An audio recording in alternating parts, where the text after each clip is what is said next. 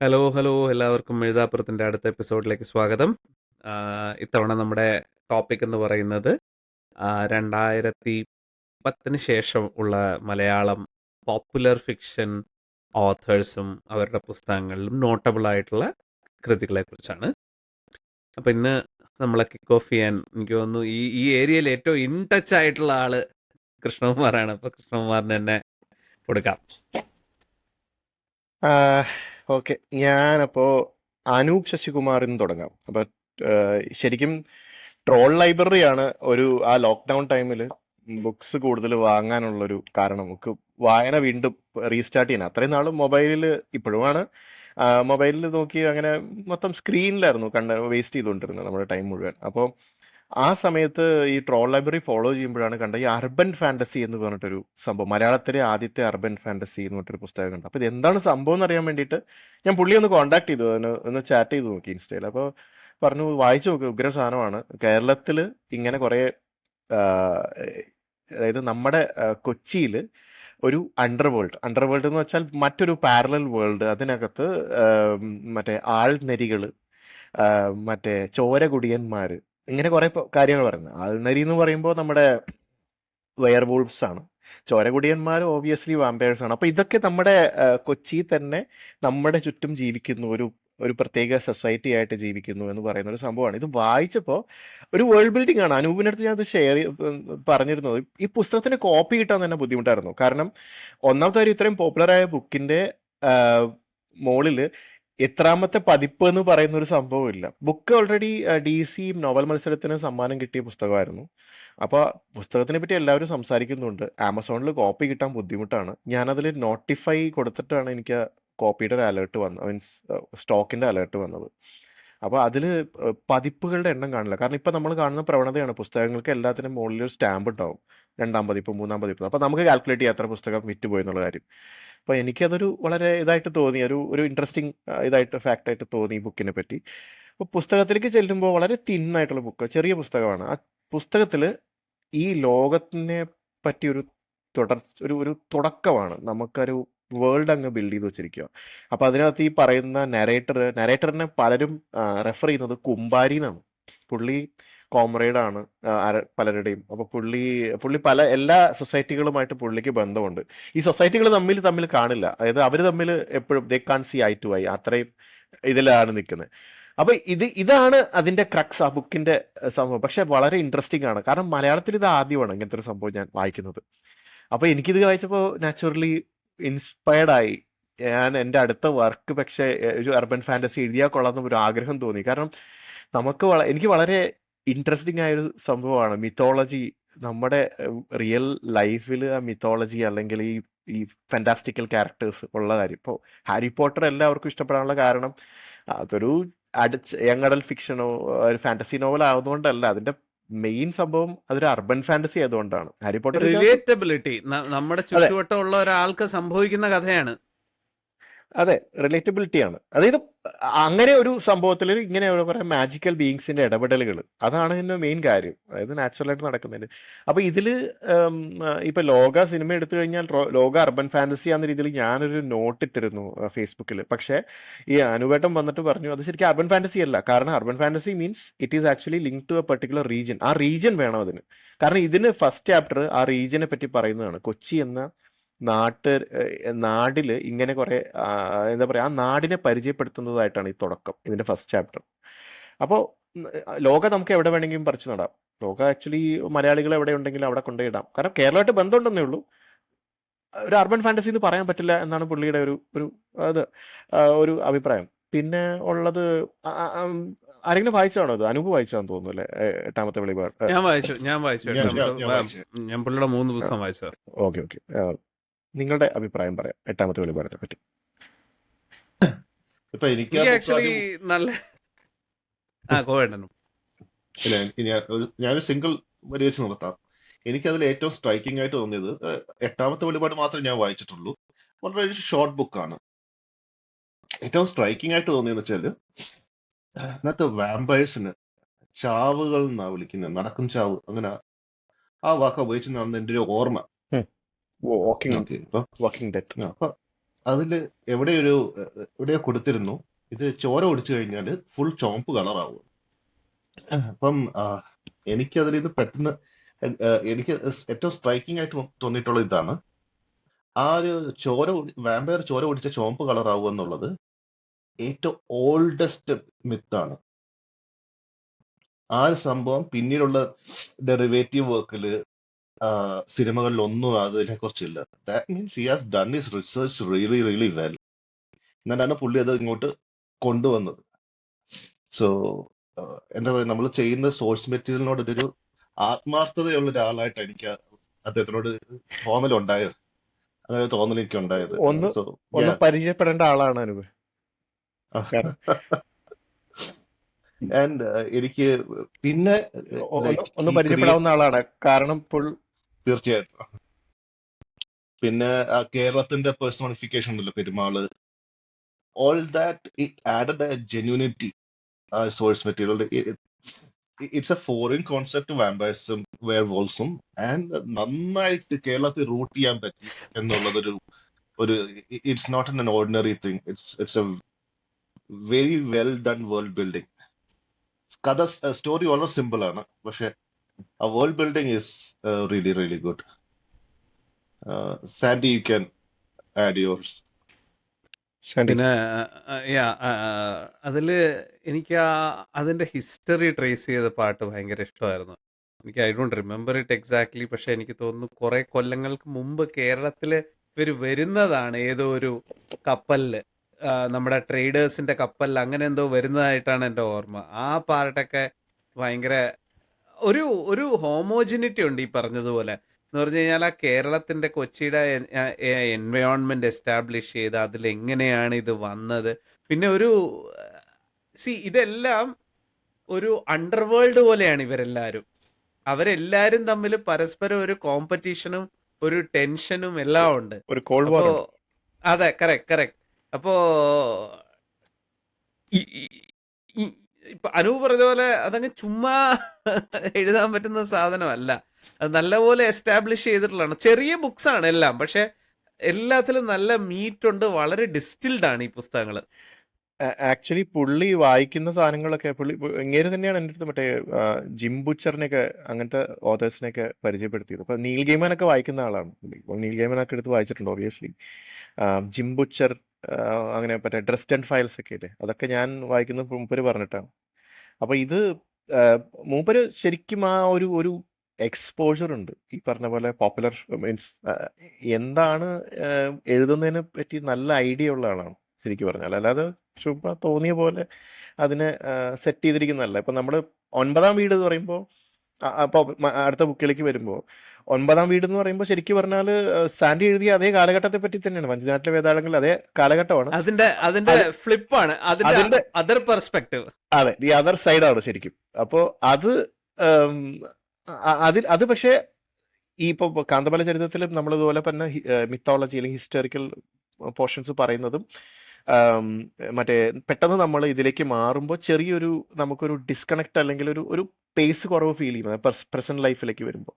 പക്ഷെ അവിടെ അതില്ല. കാരണം അവിടെ it goes side by side. അതായത് ആ റിസർച്ചും ആ പഴയകാലം പറയുന്ന കഥയും സൈഡ് ബൈ സൈഡ് പോകുന്നു. അതിനകത്ത് 2 ക്യാരക്ടേഴ്സ് ഉണ്ട്, 2 അപ്പൂപ്പന്മാര്. Spy never റിട്ടയർസ്. 2 അപ്പൂപ്പന്മാരുണ്ട്. കിടിലൻ അപ്പൂപ്പന്മാരാണ്. എനിക്ക് ഏറ്റവും ഇഷ്ടപ്പെട്ട അപ്പൂപ്പൻ ക്യാരക്ടേഴ്സിൽ ഒന്നാണ്. മറ്റേ 2 പേരാണ് 8-ാമത്തെ വെളിപാടിലുള്ളത്. ലേഖയ്ക്ക് എന്തോ പറയാനുണ്ട്. ലേഖ തലകാട്ടി റെഡി ആയിട്ട് ഇരിപ്പുണ്ട്. ഞാനത് വായിച്ചപ്പോ ഞാനിപ്പോ ആലോചിക്കുമായിരുന്നു. അത് ഞാൻ റിവ്യൂ ഇട്ടപ്പോഴും ഞാനത് മെൻഷൻ ചെയ്തിരുന്നു. കാരണം സാൻഡിയുടെ ബുക്കിന്റെ ഫ്ലിപ്പാണത്. ലൈക്ക് ഇങ്ങേര് നല്ല മനുഷ്യനാണോ ചീത്ത മനുഷ്യനാണോ നമുക്ക് തിരിച്ചറിയാം. രണ്ട് പെർസ്പെക്റ്റീവ്സ് ആണല്ലോ അത്. അപ്പൊ ഈ പറഞ്ഞ പോലെ ഈ അപ്പൂപ്പന്മാര് ഇവര് തമ്മിലുള്ള വർത്താനമുണ്ട് ഭയങ്കര ഓർഗാനിക് ആയിട്ടുള്ള. ചെതൊരു പടച്ചുവിടുന്നൊരു കോമഡി അല്ല. ഇവര് 2 ബ്രദേഴ്സാണ് അത്. And as you grow older അവർ തമ്മിലുള്ള ഒരു ഷണ്ടയുണ്ട്. അത് നല്ല രസമാണ് അത് വായിക്കാനായിട്ട്. എൻ്റെ വെരി സ്മാർട്ട് നല്ല കിടിലൻ തിരുവനന്തപുരം ഭാഷയാണ്. തിരുവനന്തപുരം ഭാഷയില് പക്ഷെ ഞാൻ ഈ ബുക്ക് ഈ 10ാമത്തെ വീടിന്റെ റിവ്യൂ ഇട്ട സമയത്ത് എൻ്റെ ഒരു അങ്കിൾ എൻ്റെ അടുത്ത് പറഞ്ഞു, he mention something around the lines that people can say whatever they want. എനിക്ക് എൻ്റെ ഫുൾ സ്റ്റോറി അറിഞ്ഞൂടാ. അങ്കിളിൻ്റെ ഫാമിലി ട്രിവാൻഡ്രത്ത് നിന്നുള്ളതാണ്. അപ്പം ഇറ്റ്സ് എ ക്വസ്റ്റ്യൻ. സാൻഡി ട്രിവാൻഡ്രത്ത് നിന്നാണല്ലോ. ട്രിവാൻഡ്രത്ത് പൊതുവെ എന്താണ് ഈ 8 വീട്ടുപിള്ളമാരെ കുറിച്ചുള്ള ഒരു ഇത് ഒപ്പീനിയൻ? രണ്ട് അവര് സൈഡും ഉണ്ട്, നല്ല രണ്ട് സൈഡും ഉണ്ട്, രണ്ട് സൈഡും ഉണ്ട്. ആണോ? പിള്ളമാരുടെ ബന്ധുക്കൾ ഇപ്പോഴും ജീവനോടുള്ളവരുണ്ട്, ആ രാജകുടുംബത്തിലുള്ളവരും ഉണ്ട്. Of course. So you will get both the flavours. ഇവിടെ പെരുമ്പാവൂർ ഒരു ഇപ്രാവശ്യം കുടുംബമുണ്ട്. നാട്ടിൽ പോകുമ്പോ ഐ നീഡ് ടു കളക്ട് അതിന്റെ ഗോസിപ്സ്.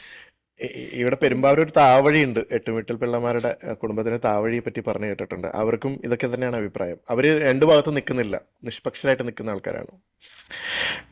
ഓക്കെ. ഏറ്റവും ഉം, ഉം, അത് ഏറ്റവും ഇന്നാള് മനു എസ് മനു പിള്ളേന്റെ ഒരു ഇന്റർവ്യൂല് ഇവരെന്തുകൊണ്ടാണ് എതിർത്തതെന്നുള്ളതിനെ കുറിച്ച് ഒരു ചെറിയൊരു shorts, I think people would watch കണ്ടു. ദിസ്.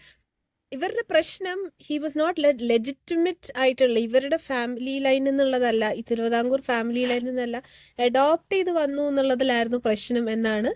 ഔട്ട്സൈഡർ. അങ്ങനെ ഒരു അത് ഇതുണ്ട്. മിക്കവാറും എല്ലാരും അങ്ങനെ തന്നെയാണ്. മിക്കവാറും അതെ. എല്ലാം അഡോപ്റ്റഡ് ആണ്. അതാണ് തമാശ. അതാണ് ദ ഫണ്ണി ബിറ്റസ്.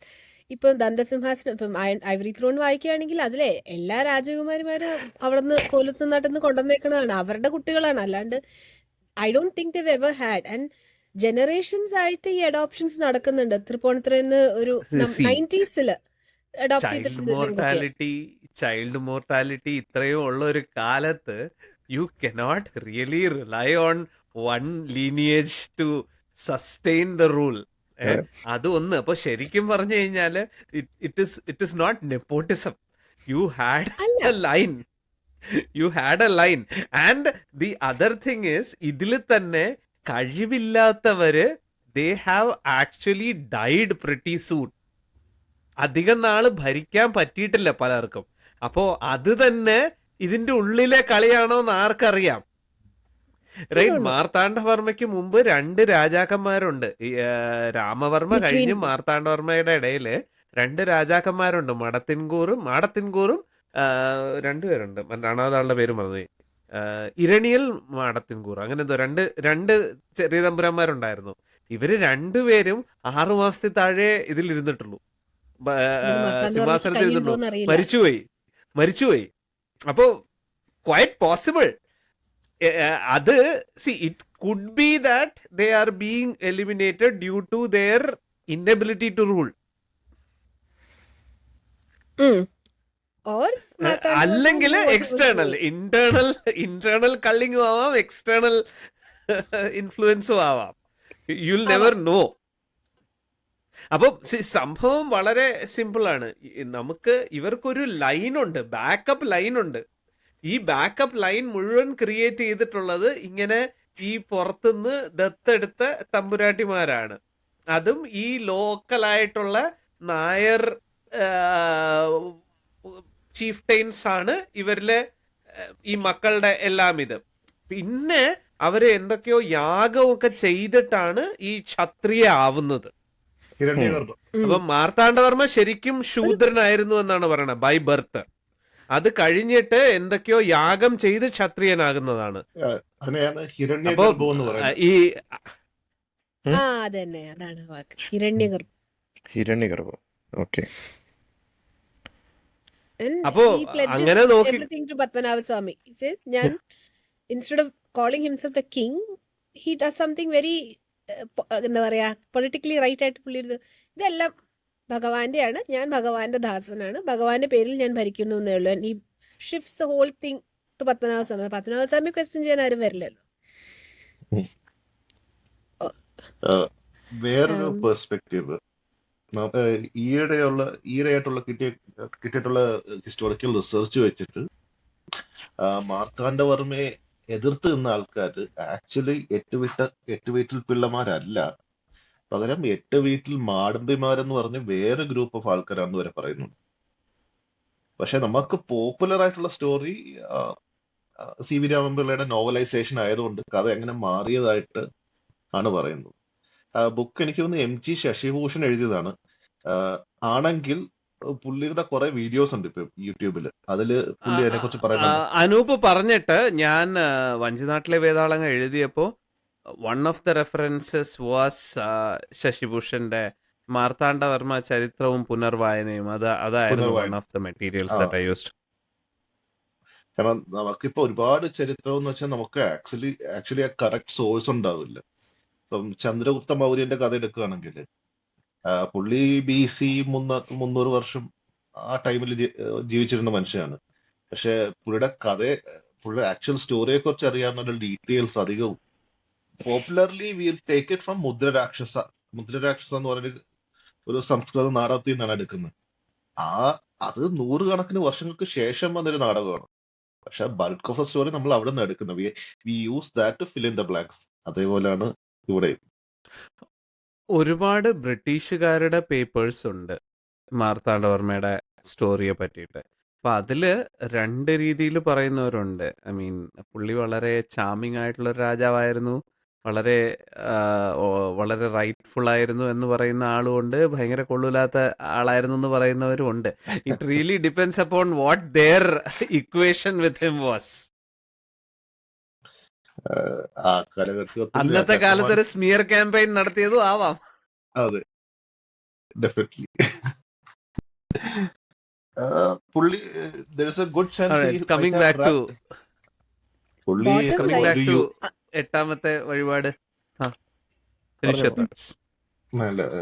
ഒരു കൊളോണിയൽ പവറിനെ തോപ്പിച്ച് ഇല്ലാതാക്കിയ ഒരു വ്യക്തിയാണ്. അപ്പം തീർച്ചയായിട്ടും ബാക്കി ബ്രിട്ടീഷുകാരോടൊക്കെ സാധാരണ ആൾക്കാർ കൊടുക്കുന്ന ബഹുമാനമൊന്നും, സാധാരണ രാജാക്കന്മാർ കൊടുക്കുന്ന ബഹുമാനമൊന്നും കൊടുത്തു കാണില്ല. Probably there will be smear campaigns. നല്ല ക്രൂരനായിട്ടുള്ള വ്യക്തി കൂടെ ആയിരുന്നു. അത് ഉറപ്പല്ലേ? പകവെക്കുന്ന ആളാണ്. See, the right Like it. word there is ruthless. Ruthless. Ruthless ആണ് എന്ന് വെച്ച് As കഴിഞ്ഞാല് kings should be. അതാണല്ലോ എന്ന് വെച്ചാൽ സത്യം എന്ന് പറഞ്ഞു കഴിഞ്ഞാല് people who are destined for greatness have a very binary view. They don't binary view they don't let selfish view എന്ന് പറയണം. ബൈനറി എന്നൊന്നും പറയുന്നത് എന്റെ കാര്യം സെൽഫിഷ് എന്ന് പറയേണ്ട കാര്യമില്ല. He's not doing this for himself. He's doing Are it you for sure? the country. Yes. He's doing it for the country. പുള്ളിയുടെ സിംഹാസനം ഉറപ്പിക്കാൻ ചെയ്തതല്ലേ. പുള്ളി സിംഹാസനം ഉറപ്പിച്ചു എന്ന് പറഞ്ഞിട്ട് at the end of the day പുള്ളി ആ കാശ് വീട്ടിൽ കൊണ്ടുപോയൊന്നുമില്ല. പുള്ളി അത് ദൈവത്തിന് കൊടുക്കുകയാണ് ചെയ്തത്. So it could also have been അതുവരെ ഉണ്ടായിരുന്നത് it was a very complicated ecosystem where power was under imbalance. ഈ രാജാവിന് പോയിട്ട് മറ്റേ പിള്ളമാരുടെ മുന്നിൽ പോയിട്ട് കൈ നീട്ടണമായിരുന്നു. പട വേണമെങ്കിലും ടാക്സ് വേണമെങ്കിലും എന്ത് വേണമെങ്കിലും. So it was and Padmanabhaswamy ക്ഷേത്രം വാസ് ഇൻ ഡിക്ലൈൻ.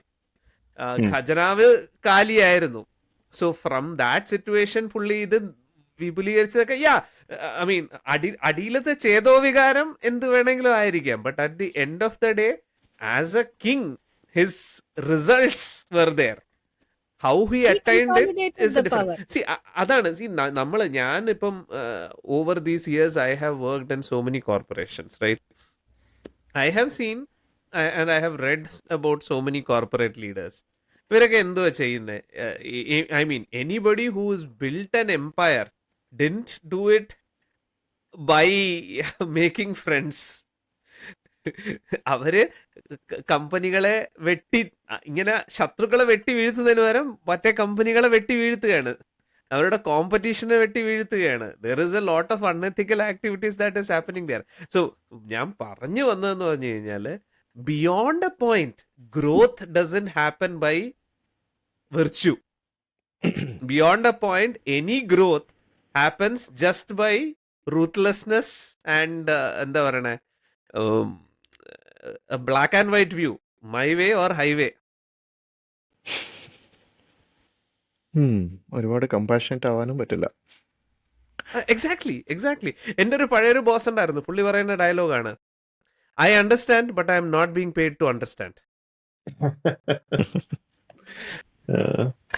ഒരുപാട് സോഫ്റ്റ് ആയി കഴിഞ്ഞാൽ ദാരാഷിക്കോവിന്റെ അവസ്ഥയാവും ഔറംഗസീബുമായിട്ട് ഫൈറ്റ് ചെയ്ത്. അതെന്താണ് ആ കഥ എന്ന് പറഞ്ഞാല്? ഓക്കെ. ഇപ്പൊ ബേസിക്കലി ഷാജഹാന്റെ മക്കളില് മൂത്ത ആളാണ് ദാരാ ഷിക്കോവ്. പുള്ളി ഭയങ്കര പീസ്ഫുൾ മനുഷ്യനുണ്ട്. ഔറംഗസേബ് കുറച്ചൊരു റിവലിയസ് ക്യാരക്ടർ ഉള്ളതാണ്. അപ്പം ഔറംഗസേബിന് ഈ എന്ത് ദൂരെ ഏതോ ഒരു ഗവർണർ സ്ഥാനം കൊടുത്താണ് വിട്ടിരുന്നത്. പുള്ളിക്ക് ഈ റിബല്യൻസ് ഒക്കെ അടിച്ചമർത്തുക അങ്ങനത്തെ ജോലിയാണ്. അപ്പൊ അതിന്റെ ഫലമായിട്ട് ഹി ബിക്കെയിം മിലിറ്ററിലി കേപ്പബിൾ. അപ്പൊ പുള്ളിക്കാരൻ പറഞ്ഞു കഴിഞ്ഞാൽ സൈന്യം കേൾക്കും. ആ ഒരു സ്ഥിതിയിലെത്തി. ദാരാഷിക്കോവ് പാവം പുള്ളി ഇങ്ങനെ ഹിന്ദു മുസ്ലിം യൂണിറ്റിക്ക് വേണ്ടി നടന്നു. പുള്ളി ഇങ്ങനെ ഉപനിഷത്തും സംസ്കൃത പിക്സും ഒക്കെ പേർഷ്യനിലേക്ക് തർജ്ജമ ചെയ്യുന്നു. അങ്ങനെയുള്ള ചെറിയ ചെറിയ കൊച്ചു കൊച്ചു കാര്യങ്ങളൊക്കെ ആയിട്ട് ഒരു സാധു മനുഷ്യനായിരുന്നു. ഈ had the larger army also. പക്ഷെ വാർ ഓഫ് സക്സഷൻ വന്നു കഴിഞ്ഞപ്പോൾ ഔറംഗസേബ് ജയിച്ചു. It can't afford to be soft. You can only afford to be soft if you are like Ashoka the Great. ആദ്യം റൂത്ത്ലെസ് ആണ്, പിന്നെ എല്ലാം കൈ കെട്ടിക്കഴിഞ്ഞിട്ട് വേണമെങ്കിൽ സോഫ്റ്റ് ആകാം. That's all. സോഫ്റ്റ് ആകുമ്പോഴും ഔറംഗസേബിന് ആർമി നോക്കാൻ കൊടുത്തത് എറിയാനറിയുന്നതിന്റെ അടുത്ത് വടി കൊടുത്ത അവസ്ഥയായി പോയി. പക്ഷെ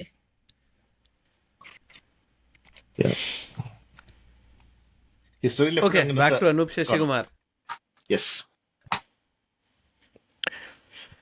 ഓക്കെ, അനൂപ് ഒരു ബുക്ക് കൂടിയുണ്ട്, ഗോതം. ഗോതം ഈ പറഞ്ഞ 3 ബുക്സിൽ എനിക്ക് തോന്നുന്നു ഒരുപക്ഷെ വീക്കസ്റ്റ് ആയിരിക്കാം, പക്ഷെ എന്നാലും സ്റ്റിൽ ഇറ്റ്സ് ഗുഡ്. ഒരു വിജിലാൻഡ് ഫിക്ഷൻ ആണ് ഗോതം. പേര് പോലെ തന്നെ it reminds you of the famous character. അപ്പോൾ അതുപോലെ ട്രെയിൻഡ് ആയിട്ടുള്ള ഒരാൾ ഒരു പുള്ളി ഒരു ബ്ലോഗ് നടക്കുന്നുണ്ട് സൈഡിൽ കൂടെ. ആ ബ്ലോഗിനകത്ത് ഒരാൾ ഇങ്ങനെ ബ്ലോഗ് എൻട്രി എന്നാണ് സ്റ്റാർട്ട് ചെയ്യുന്നത്. കാരണം ഇതൊരു തരം എപ്പിസ്റ്റോളറി ഫോർമാറ്റ് എന്നൊക്കെ പറയാം. ബ്ലോഗ് എൻട്രീസ് ഒക്കെ കാണിക്കുന്നുണ്ട്. ഒരാൾ ഇതിനെതിരെ ഒരു ക്രൈമിനെതിരെ, സാധാരണ ഇതായിട്ട് തുടങ്ങിയ ബ്ലോഗാണ്, വെറുതെ ഒരു ഫണ്ടിന് തുടങ്ങിയ ബ്ലോഗാണെന്ന് തോന്നുന്നു. അതൊരു നാട്ടിൽ നടക്കുന്ന ക്രൈമിനെതിരെ കാര്യങ്ങളൊക്കെ പറയാൻ തുടങ്ങുന്നു, ഭീഷണികൾ വരുന്നു, അങ്ങനെ പറഞ്ഞിട്ടാണ് തുടങ്ങുന്നത്. പിന്നെ പെട്ടെന്നൊരു വ്യക്തി വന്ന് ഈ പറഞ്ഞ ഇതിനെതിരെ പ്രവർത്തിക്കുന്നതിനെ പറ്റിയാണ് ഒരാൾ വന്ന് ഈ പറഞ്ഞ ഗുണ്ടകളെയൊക്കെ അടിച്ചമർത്തുന്നു, അങ്ങനത്തെ കുറേ കാര്യങ്ങളൊക്കെ ഇയാളെ ബ്ലോഗിൽ മെൻഷൻ ചെയ്തിട്ടുണ്ട്. അങ്ങനെ ഈ സാധനം മുന്നോട്ട് പോകുന്നതാണ്. കഥയിൽ ഒരു ക്യാരക്ടറിനെ ഇൻട്രൊഡ്യൂസ് ചെയ്യുന്നു. അയാൾ ട്രെയിൻഡാണ് പുള്ളി, ഒരു ട്രെയിൻ മാർഷൽ ആർട്സ് ട്രെയിൻഡ് ഒരു ക്യാരക്ടറാണ്. ഒബ്വിയസ്ലി ഇതൊരു ഫസ്റ്റ് പാർട്ടാണ്. ഇത് ഇവിടെ വെച്ച് തീരുന്നില്ല. ഈ 8ാമത്തെ വെളിപാട് പോലെ 8ാമത്തെ വെളിപാട് വേൾഡ് ബിൽഡിംഗ് മാത്രമേ ഉള്ളൂ, മുന്നോട്ടുള്ള ഭാഗം വന്നിട്ടില്ല. അതുപോലെ തന്നെയാണ് ഗോതവും. ഇത് ഭാഗം 1 ശരിക്കും പറഞ്ഞാൽ. അപ്പോൾ അത് ഒരു നല്ല ഒരു എക്സൈറ്റിംഗ് ഒരു സീരീസിൻ്റെ തുടക്കം എന്ന് പറയാം. ഓക്കെ, അതും വളരെ നന്നായിട്ട് എഴുതിയിട്ടുണ്ട്. അതിൻ്റെ ക്ലീശകൾ ഇല്ലയെന്ന് പറയാൻ പറ്റില്ല, പക്ഷേ ആ ക്ലീശകൾ ഇല്ലെങ്കിൽ ഇത് വർക്കൗട്ട് ആവില്ല. പക്ഷെ നന്നായിട്ട് എഴുതിയിട്ടുണ്ട്. നല്ല ഒരു ഇന്റലിജന്റ് റൈറ്റിംഗ് എന്ന് പറയാൻ പറ്റില്ല. അത് തന്നെയാണ് സംഭവം. ഒരിക്കലും അതിന്റെ സ്ട്രെങ്ത് എന്ന് പറഞ്ഞു കഴിഞ്ഞാൽ again it is very grounded in Kerala and Kerala culture, Kerala politics. അതിലെല്ലാത്തിലും വളരെ ഗ്രൗണ്ടഡ് ആയിട്ടുള്ള ഒരു വിജിലന്റ് സ്റ്റോറിയാണ്. റൈറ്റ്. ഒരു കാര്യം കൂടിയുണ്ട്. പുള്ളിയുടെ ഈ ഇറ ബുക്സ് ആദ്യമായിട്ടൊരു സമാഹാരം ഇറക്കിയിരുന്നു. അപ്പോൾ അതിൽ 20 ചെറുകഥകളാണ്. എൻ്റെ ഒരു കഥയിൽ ഉൾപ്പെട്ടിട്ടുണ്ടായിരുന്നു, സ്പൈ സ്റ്റോറി എന്ന് നേരത്തെ പറഞ്ഞ നിദ്ര എന്നുള്ളത്. അപ്പോൾ അതിൽ ഈ അനൂപ് ശശികുമാറിൻ്റെ ഒരു കഥയുണ്ടായിരുന്നു. പുള്ളി അത് ഫുൾ ക്രൈം ജോണറിന് സ്പൂഫ് ചെയ്തിട്ട് എഴുതിയിരിക്കുന്നത്. എനിക്ക് തോന്നുന്നു ഒരുതരം ട്രോള് പോലെയായിരുന്നു അത്. നമ്മുടെ വ്യോംകേഷ് ബക്ഷിയില്ലേ, വ്യോംകേഷ് ബക്ഷിയുടെ ക്യാരക്ടറിനെ അതിൻ്റെ ഒരു സ്പൂഫായിരുന്നു. ചിത്രചോരണ രഹസ്യം എന്നാണ് കഥയുടെ പേര്. എന്താ കഥ എന്നറിയാമോ? നമ്മുടെ നാനയുടെ നടുവേജില്ലേ, അതടിച്ചു മാറ്റുന്ന ഒരാളെ കണ്ടുപിടിക്കാനുള്ളൊരു, അതാണ് കേസ്. ഉഗ്ര സാധനമാണ്. നിങ്ങൾക്കത് കിട്ടുവാണെങ്കിൽ ഞാനത് വേണമെങ്കിൽ ഫോട്ടോ എടുത്ത് അയച്ചുതരാം. കാരണം പുസ്തകം ഇപ്പോൾ ഉണ്ടോയെന്ന് അറിയില്ല, അത് വാങ്ങിച്ചിട്ടുണ്ടോ എനിക്ക് നിങ്ങളുടെ കയ്യിൽ അങ്ങനെ ഉണ്ടോയെന്ന് അറിയില്ല. കാരണം അത് ഒരു എഡിഷൻ ആ ബുക്ക് മറ്റേ പുസ്തകം ഇറങ്ങിയിട്ടുള്ളൂ. പക്ഷേ അതിലെ ഏറ്റവും ബെസ്റ്റ് വർക്കാണിതെന്ന് പറയാം. ഉഗ്ര സാധനമാണ്. കാരണം ബാക്കി എല്ലാം ഭയങ്കര സീരിയസ് ആയിട്ടുള്ള കഥകളെന്ന രീതിയിൽ പറയാം. പക്ഷെ ഇത് സ്പൂഫ്, ഒരു ക്രൈം സ്പൂഫാണ്. നല്ല ഉഗ്ര സാധനമാണ്. പുള്ളിയുടെ ആ വിറ്റ്, പുള്ളിയുടെ എഴുത്തിലെ അതുകൂടി അതിലുണ്ട്. ഇതുകൂടി when a writer has fun writing, it shows. Definitely, this is one of the examples. Mahesh ഹരിദാസിന്റെ പണ്ടിൽ ഒരു ഇതുണ്ട്, ഈ നാനയുടെ നടുപേജ് ഇവരൊരു കച്ചവടം ആക്കുന്നത്. ഇവന്റെ ഒരു ഫ്രണ്ടും കൂടിയിട്ട് ഉണ്ട്. ബാർബർ ഷോപ്പിലും അവിടെ എവിടെയൊക്കെ പോയിട്ട് ഇത് കളക്ട് ചെയ്യും, എന്നിട്ട് ഇത് വിൽക്കും. എന്താ ഇത്ര ചെറിയ ചെറിയ പൈസക്ക് reminded me of that. Okay. ഇതാണ് ശരിക്കും പുള്ളിയുടെ ഫുൾ ബിബ്ലിയോഗ്രഫി ആക്ച്വലി. പക്ഷേ ഉഗ്രൻ പുസ്തകങ്ങളാണ്. ഐ മീൻ നമ്മൾ ഇനിയും പുള്ളി എഴുതുമെന്ന് പ്രതീക്ഷിച്ചിരിക്കുന്നത്. അത് അങ്ങനത്തെ ഒരു റൈറ്ററാണ്. ഇത് we didn't get enough of him. ഇപ്പോൾ പുതിയ പുസ്തകം വരുന്നുണ്ടെന്ന് തോന്നുന്നു. അനൂപിന്റെ കാര്യം പറയുമ്പോൾ I think we should also talk in the same sense about Maria Rose. എനിക്ക് തോന്നുന്നു ഞാൻ പുള്ളിയുടെ പുസ്തകങ്ങളൊന്നും വായിച്ചിട്ടില്ല, പക്ഷെ പുള്ളിയുടെ ബ്ലോഗ് പോസ്റ്റുകളെല്ലാം ഞാൻ വായിക്കുന്നുണ്ട്. പുള്ളി വളരെ വളരെ വെൽ റെഡാണ് പുള്ളി. നിങ്ങൾ വല്ലതും വായിച്ചിട്ടുണ്ടോ ഗ്രന്ഥകാരന്റെ മരണവും മറ്റു ഭീതികഥകളും? അത് ഞാൻ വായിച്ചു. ഒരു ഷോർട്ട് അത് സ്റ്റോറി വായിച്ചിട്ടുണ്ട്, കളക്ഷൻ അല്ലേ ഭീതി കഥകളോ? അത് അത് നല്ലോണം പുള്ളിയുടെ ഇൻസ്പയർഡ് കുറെ ആയിട്ടുള്ള അതായത് ഈ പല ജോണർ അതെ ഇൻസ്പയർഡ് ആയിട്ടുള്ളതാണ് കൂടുതൽ. കാരണം ഇപ്പം ഗോത്തിക് ഫിക്ഷൻ ഉണ്ട്, ഒരു ക്രാഫ്റ്റിയൻ ഫിക്ഷൻ കഥയുണ്ട്, അതിനകത്ത് ഒരു ഇതുമുണ്ട്, ഒരു ഫാൻ ഫിക്ഷൻ ഹൊറർ ഉണ്ട്. അതായത് നമ്മുടെ അത് വളരെ ഇൻട്രസ്റ്റിംഗ് ആയ ഒരു കഥയാണ്. അതിനകത്ത് നമ്മുടെ ഇതില്ലേ ആൻഡ്രൂസിന്റെ കഥ, ഇൻഹരിയർ നഗറിലെ ആൻഡ്രൂസിന്റെയും സുരേഷ് ഗോപിയുടെ ക്യാരക്ടർ ഏതായിരുന്നു എനിക്ക് ആ ഓർമ്മയില്ല, അവരുടെ കഥയാണത്. അത് കുറച്ചുകൂടി ഒരു ഡാർക്ക് ആക്കിയിട്ട് ഒരു ഇച്ചിരി ക്രീപ്പി കഥയായിട്ടാണ് എഴുതിയിരിക്കുന്നത്. അത് നല്ല ഒരു അറ്റംപ്റ്റ് ആണ്. ശരിക്കും പറഞ്ഞാൽ പുസ്തകം നല്ലൊരു അറ്റംപ്റ്റ് ആണ്. എനിക്ക് അതിലത്ത് ബെറ്റി ഒരു പൂച്ചയുടെ കഥയുണ്ട്. അതാണ് എനിക്ക് ഏറ്റവും അൺസെറ്റിലിംഗ് ആയിട്ട് തോന്നിയൊരു സാധനം. അത് ഉഗ്രം കഥയാണ് ബെറ്റി. അത് കൊള്ളാവുന്നൊരു സമാഹാരമാണ്. പക്ഷേ മൂപ്പരുടെ പലതും നോവൽസും അതൊന്നും വായിച്ചിട്ടില്ല. ഒരു ട്രാൻസ്ലേഷൻ വായിച്ചിരുന്നു, 13 ഹൊറർ കഥകൾ എന്ന് പറഞ്ഞിട്ട് ക്ലാസിക് ഹൊറർ സ്റ്റോറീസിന്റെ ട്രാൻസ്ലേഷൻ. അപ്പോൾ അതിന് പുള്ളി ഇപ്പൊ ഒരുപാട് ചെയ്യുന്നുണ്ട്. ഞാൻ പുള്ളിയുടെ മറ്റേ ഹാമർ ലൈബ്രറിയിലെ ഡ്രാക്കുള വാങ്ങിച്ചു വെച്ചിട്ടുണ്ട്, വീട്ടിലിരിപ്പുണ്ട്, വായിച്ചില്ല. കുറേ പുള്ളിക്ക് സ്വന്തം സ്ഥാപനമുണ്ട് ഇപ്പോൾ, ഹാമർ ലൈബ്രറി എന്ന് പറഞ്ഞിട്ട്. അപ്പോൾ അതിൽ ഈ പറഞ്ഞ പോലെ പഴയ പല ഇപ്പോൾ ഫ്രാങ്കൻസ്റ്റൈനും ഡ്രാക്കുള അതിൻ്റെയൊക്കെ ട്രാൻസ്ലേഷൻസ് ഉണ്ട്. എനിക്ക് തോന്നുന്നു മൈഗ്രേ എന്ന് പറയുന്ന മറ്റേ ആ ക്രൈം മറ്റേ ഇതില്ലേ ക്യാരക്ടർ ഉണ്ടല്ലോ, ഒരു ഡിക്റ്റേറ്റീവ് ക്യാരക്ടർ, അതിൻ്റെ കഥയുണ്ട്. സിമെനോൺ മൈഗ്രേ എനിക്കറിയില്ല. അങ്ങനെ അതിൻ്റെയൊക്കെ ട്രാൻസ്ലേഷൻസ് ഉണ്ടെന്ന് തോന്നുന്നു. പിന്നെ ഒരു കാര്യം കൂടി ഞാൻ പറയാൻ മിസ്സാക്കിയതാണ്. ഈ അനൂപ് ശശികുമാറിൻ്റെ കാര്യം പറഞ്ഞപ്പോൾ, ഈ 8ാമത്തെ വെളിപാട് വായിച്ചിട്ട് അതിൻ്റെ ഒരു പ്രമുഖ മലയാളം റിവ്യൂവർ എന്ന് പറയാം, ഒരു സോഷ്യൽ മീഡിയ റിവ്യൂവർ ഉണ്ട്. പുള്ളി അങ്ങനെയൊക്കെ മനസ്സിലായില്ല എന്ന് തോന്നുന്നു ശരിക്കും പറഞ്ഞാൽ. അങ്ങനെ അതിനെപ്പറ്റി എഴുതിയത് ഇത് ലൈക്കൻസിൻ്റെയും ഡ്രാക്കുളയുടെയൊക്കെ കോപ്പിയാണ് എന്നാണ് ഇത്. ട്വൈലൈറ്റിൻ്റെയും ലൈക്കൻസിൻ്റെയൊക്കെ കോപ്പിയാണെന്നാണ് എഴുതിയിരിക്കുന്നത്. അപ്പോൾ എനിക്ക് മനസ്സിലാകാത്ത കാര്യം, ഇവരൊക്കെ നമുക്കൊരു പുസ്തകം വായിക്കുമ്പോൾ ജോണർ മനസ്സിലാക്കണമെന്നൊന്നുമില്ല, നമ്മൾ വായിച്ചിട്ട് മനസ്സിലാക്കുന്നതും അതാണ് ഏറ്റവും നല്ലൊരു കാര്യം എന്ന് പറയുമ്പോൾ. അതൊരു സർപ്രൈസ് ആയിരിക്കും നമുക്ക് ആ പുസ്തകം എന്താണെന്നുള്ളത്. അല്ലെങ്കിൽ you should know what you are actually approaching either way. പക്ഷെ എന്ത് പറഞ്ഞാലും നമുക്കൊരു ഇച്ചിരി എന്താ പറയുക, അതിനെപ്പറ്റി ഒരു അവബോധം ഉണ്ടാകുന്നത് വളരെ നന്നായിരിക്കും. കാരണം ഇത് അതിൻ്റെ ഒരു ബ്ലേറ്റൻറ്റ് റിപ്പ് ഓഫ് ആണെന്ന് എന്ന് പറയുന്നുണ്ടെങ്കിൽ ഇദ്ദേഹം ആ സിനിമകൾ ശരിക്കും കണ്ടിട്ടില്ല എന്നാണ് എൻ്റെ അർത്ഥം.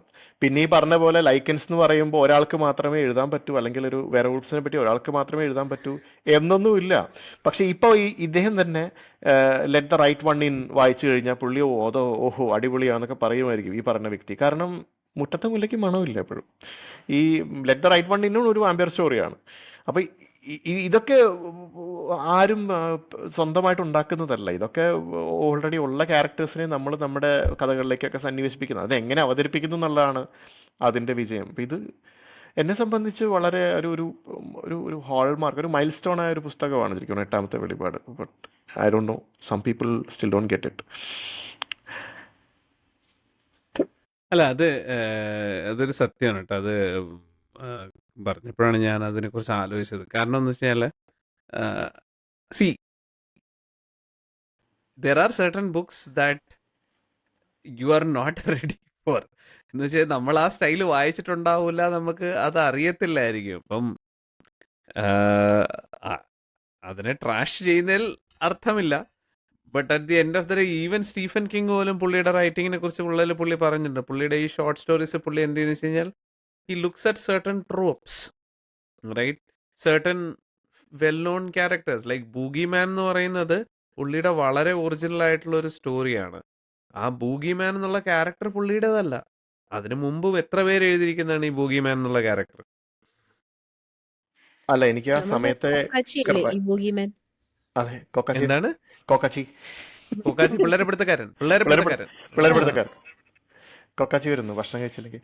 അപ്പോൾ ഈ അല്ല ഞാൻ ആലോചിക്കുന്നതെന്ന് വെച്ചാൽ ഈ ഒന്നാമത്തെ കാര്യം ആ സമയത്തെ ക്രൈം വേവിലൊക്കെ വന്ന പുതിയ റൈറ്റേഴ്സ് കുറേ പേർക്കൊക്കെ മീൻസ് എസ്റ്റാബ്ലിഷ് റൈറ്റേഴ്സിന് പോലും ഈ ട്രോപ്സും തീം, ട്രോപ്പ്, പ്ലോട്ട് ഇത് തമ്മിലുള്ള ഡിഫറൻസ് അറിയില്ല എന്നുള്ളതാണ് ഞാൻ കണ്ടിട്ടുള്ളത്. കാരണം ആ ഇടയ്ക്ക് ഒരു സിനിമ വന്നപ്പോൾ, ആ സിനിമ ഏതാണെന്ന് പറയുന്നില്ല, ആ ഒരു പ്രമുഖ റൈറ്റർ അതിനെപ്പറ്റി ഒരു ട്രോൾ എഴുതിയതാണ്. ഒരു ട്രോളല്ല, ഒരു പോസ്റ്റ് എഴുതിയതാണ്. ഞാൻ ഈ സിനിമ കണ്ടപ്പോൾ എൻ്റെ പുസ്തകത്തിൽ നിന്ന് കോപ്പി അടിച്ചതായിട്ട് തോന്നി, മറ്റേയാളുടെ പുസ്തകത്തിൽ നിന്ന് കോപ്പി അടിച്ചതായിട്ട് തോന്നി.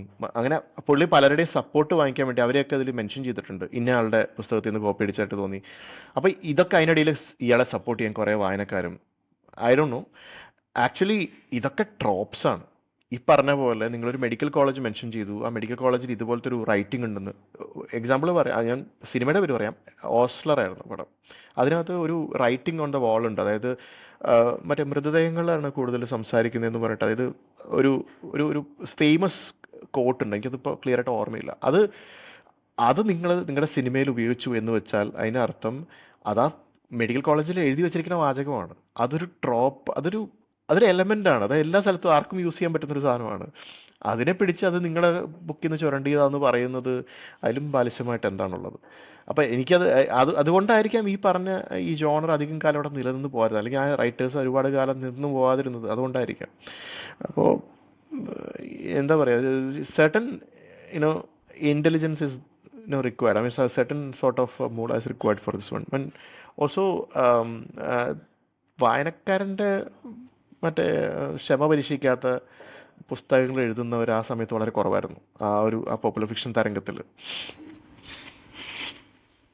നീൽ ഗെയ്മൻ അതില് പ്രയോഗിക്കുന്ന ടെക്നീക്ക് എല്ലാവരും ഉപയോഗിക്കേണ്ടതാണ്. പുള്ളി ഒരു കഥ എടുത്ത് കംപ്ലീറ്റ്ലി ഡിഫറെന്റ് ഇക്വേഷനിലോട്ട് പുള്ളി അങ്ങ് റീറൈറ്റ് ചെയ്യാണ്. നമ്മുടെ ജംഗിൾ ബുക്ക് എടുത്ത് ഗ്രേവിയാർഡ് ബുക്കാക്കിയതും അതുപോലെ പുള്ളി തന്നെ പറയുന്നുണ്ട്, ഒരു പ്ലോട്ട് ലൈൻ എടുക്കുക, എന്നിട്ട് അതിന്റെ അകത്ത് നിങ്ങൾക്ക് അറിയാവുന്ന ആളുകളെ പിടിച്ചിടുക, എന്നിട്ട് അവരെന്ത് ചെയ്യുന്നു നോക്കുക. ഇതൊക്കെ ഉള്ളതുകൊണ്ടാണ് ചിലര് പറയുന്നത് അവതാർ വിയറ്റ്നാം കോളനിന്ന് അടിച്ചു മാറ്റിയതാണ്.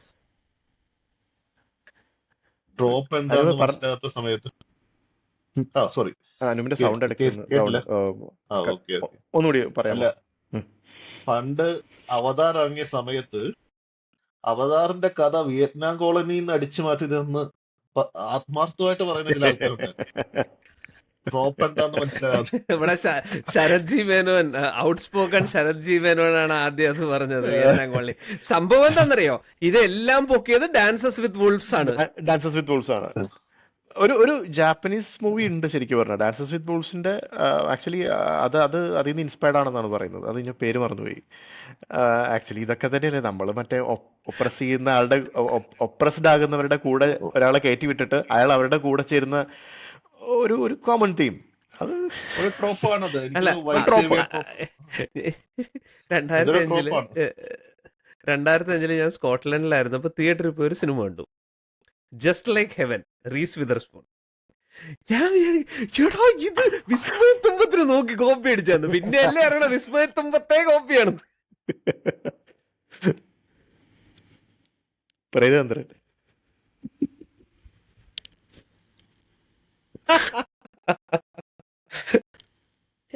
എന്നെ ട്രോളാ പുറത്തുനിന്ന് ആരും വേണ്ട, ഞാൻ തന്നെ മതി. അല്ല, ഒന്നും നമ്മൾ പ്രത്യേകം ഉണ്ടാക്കുന്നതല്ല. ആരോ പറഞ്ഞിട്ടുണ്ട്, the stain glass window that you make is actually from pieces of a broken window. Like പല കളർ വിൻഡോസ് പൊട്ടിച്ചുണ്ടാക്കിയ സാധനമാണ് ഗ്ലാസ് എന്ന സ്റ്റെയിൻ ഗ്ലാസ് വിൻഡോ. അപ്പോൾ അതിനകത്ത് അത് പല സ്ഥലത്ത് നിന്ന് വരുന്നതല്ല, നിങ്ങൾ ആദ്യമായിട്ട് ഉണ്ടാക്കുന്ന സംഭവമൊന്നുമല്ല. അത് ബിറ്റ്സ് ആൻഡ് പീസസ് കാണും. എന്തായാലും നമ്മൾ വായിച്ചതൊക്കെ അത് ഇൻസ്പയർഡ് ആവും. പക്ഷേ നമ്മളിത് എഴുതിയിട്ട് ഇന്ന സാധനം ഇയാൾക്ക് എഴുതാൻ പറ്റുള്ളൂ, ഇവൻ എൻ്റെ ബുക്ക് ഇതുപോലെ കോപ്പി അടിച്ചു എന്ന് പറയുന്നത്, അത് ബ്ലേറ്റന്റ് റിപ്പ് ഓഫ് ആണെങ്കിൽ സമ്മതിക്കാം. പക്ഷേ ഇതെന്താ പറയുക, ഞാൻ ഇവിടെ ഒരാളെ ഉപയോഗിച്ചു, അയാൾ അവിടെ അതേപോലത്തെ ഒരു ക്രൈം ഉണ്ടാക്കി എന്നൊക്കെ പറയുമ്പോൾ അത് നമുക്ക് മാന്യം അത് പറയാൻ പറ്റില്ലല്ലോ. അത് നല്ലൊരു വാദഗതിയല്ല. അതിൽ at the end of the day copy അടിച്ചവന് ഒരു ഇച്ചിരി ഉളുപ്പ് വേണം, കോപ്പി അടിച്ചതാണെങ്കിൽ. അത്രേ ഉള്ളൂ. അതെ. ഇപ്പൊ ഈ ചാറ്റ് GPT ചെയ്യുന്ന എന്തുവാണ്, ഇത് തന്നെയല്ലേ എല്ലാം കൂടെ അകത്തോട്ട് കിട്ടിട്ട് ഒരു അവിയലാക്കി അങ്ങ് അടിച്ച് പുറത്തിടുകയല്ലേ. അത് തന്നെയാണ്. ആക്ച്വലി നിങ്ങൾ ആരെങ്കിലും മറ്റേ മോസ്റ്റ്ലി സെയിൻ എന്ന് പറഞ്ഞിട്ടൊരു യൂട്യൂബർ ഒരു സീരീസ് ഉണ്ടായിരുന്നു നെറ്റ്ഫ്ലിക്സിൽ, മറ്റേ ഒരു കോഡിങ് പേര് ഞാൻ മറന്നു കുട്ടിയുടെ, പ്രാജക്ട് അക്കോലി. പുള്ളിക്കാരത്തി ഒരു ബുക്ക് ഇറക്കിയിട്ടുണ്ട്. അതിൽ പുള്ളിക്കാരത്തി കുറേ കാര്യങ്ങൾ ആർക്കും പറയണ്ടായിരുന്നു കുറച്ച് ChatGPT ആണെന്നും. ലൈക്ക് അത് പുള്ളിക്കാരത്തി തന്നെ പറഞ്ഞു എന്ന് തോന്നുന്നു. യൂസ്ഡ് AI റെഡിറ്റിലൊക്കെ മലയാളത്തിൽ ഭയങ്കര പിന്നെ കോൺട്രവേഴ്സീസ് നടക്കുന്നു. ഏതില് റെഡിറ്റില് സോഷ്യൽ മീഡിയ ആ അതിനെ കുറ്റം പറഞ്ഞുകൊണ്ട് ഷീസ് എൻ ഐക്കോൺ. ഷീസ് മറ്റൊരു ജെൻസി അല്ലെങ്കിൽ എന്താ പറയാ ജെൻസി ഐക്കൺ ആണ് പുള്ളിക്കാരത്തി. മിടുക്കിയാണ്, ഇല്ല എന്നല്ല, ക്രിയേറ്റീവ് കോണ്ടന്റ് ഒക്കെയാണ്. പക്ഷെ പുള്ളിക്കാരത്തി പറഞ്ഞ പല കാര്യങ്ങളും I don't know, maybe കത്തി പറഞ്ഞു ഞാൻ ഒരിക്കലും അക്നോളജ്മെന്റ്സ് വായിക്കാറില്ല. Acknowledgements she said she use ChatGPT to create acknowledgements. Acknowledgements ഒരാൾ മനസ്സെന്ന് തോന്നി എഴുതുന്ന ഒരു കാര്യമാണ്. അത് എഴുതാനായിട്ട് നിങ്ങൾക്ക് ChatGPT വേണമെന്ന് പറഞ്ഞു കഴിഞ്ഞാൽ I don't know rage bait that's what it is. അല്ലേ. എനിക്കൊരാളോട് നന്ദി പറയണമെങ്കിൽ അത് ChatGPT വഴിയാണ് പറയേണ്ടത് എന്നുള്ളതാണ്. ആർക്കൊക്കെ നന്ദി പറയണം എന്നുള്ളത്. I use ChatGPT because I never read acknowledgements എന്നുള്ളത്. ഞാൻ വായിക്കാറുണ്ട് കേട്ടോ, അക്നോളജ്മെന്റ്സ് ഞാൻ വായിക്കാറുണ്ട്. Because it gives you an idea. ചില ബുക്കുകൾ വായിക്കുമ്പോൾ ചിലപ്പോൾ ചിലതിലൊക്കെ ഓത്തേഴ്സ് അവരുടെ പേഴ്സണൽ ആയിട്ടുള്ളൊരു സ്പേസിൽ നിന്നിട്ട് പറയുന്നൊരു കാര്യമാണത്. അപ്പോൾ it gives you an insight into how the story was born sometimes. ഒരു ഐ ഡോണ്ട് ജസ്റ്റ് സ്റ്റേറ്റിംഗ്. ദൈവം സഹായിച്ച് മലയാളത്തിൽ ChatGPTക്ക് മര്യാദക്ക് എഴുതാൻ അറിയാത്തതുകൊണ്ട് ഈ വകയൊന്നും നമുക്ക് കാണേണ്ടി വരില്ല കുറച്ചു നേരത്തേക്കെങ്കിലും. ഇല്ലെന്ന് പറയുന്നില്ല. ചിലര് മറ്റേ ChatGPT കണ്ടന്റ് ജനറേറ്റ് ചെയ്യുന്നുണ്ടാവാം, അത് മലയാളത്തിലേക്ക് ട്രാൻസ്ലേറ്റ് ചെയ്യുന്നുണ്ടാവാം, അതായത് ഇരുന്ന് ട്രാൻസ്ലേറ്റ് ചെയ്യുന്നുണ്ടാവാം, പറയാൻ പറ്റില്ല.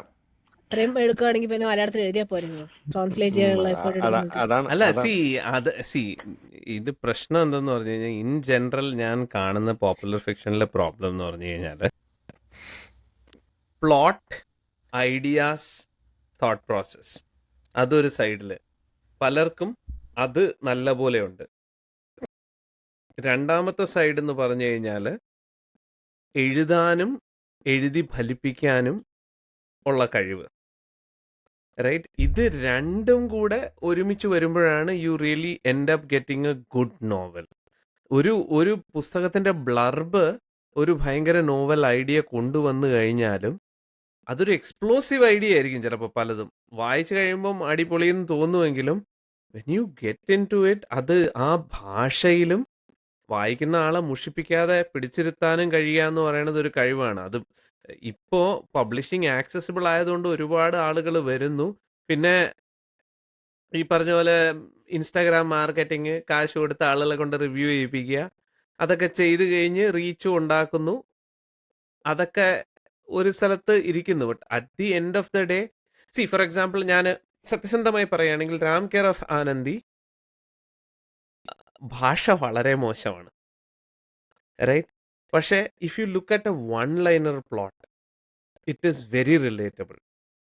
മദ്രാസിൽ ചെന്ന് കയറുന്ന ഒരാൾ, ഒരു സിനിമ പിടിക്കാൻ വേണ്ടി ചെന്ന് കയറുന്ന ഒരാൾ ഒരു പെൺകുട്ടിയെ മീറ്റ് ചെയ്യുന്നു. She is A Sri Lankan refugee, right? And he develops feelings for her. It is their journey in Chennai. അങ്ങനെ നോക്കിക്കഴിഞ്ഞാൽ it is a beautiful one-liner. The way it is written is a completely different thing. So അതാണ് ആ ഒരു beautiful വൺ-ലൈനറിനെ നല്ല ഭാഷയിൽ മുഷിപ്പിക്കാതെ എഴുതിയിട്ടുണ്ട്. For sure Akhil Dharmajan ഒഴുക്കോടെ എഴുതിയിട്ടുണ്ട്. But language, പുള്ളിയുടെ സോഷ്യൽ വ്യൂ ഒക്കെ വളരെ പുവറാണ്.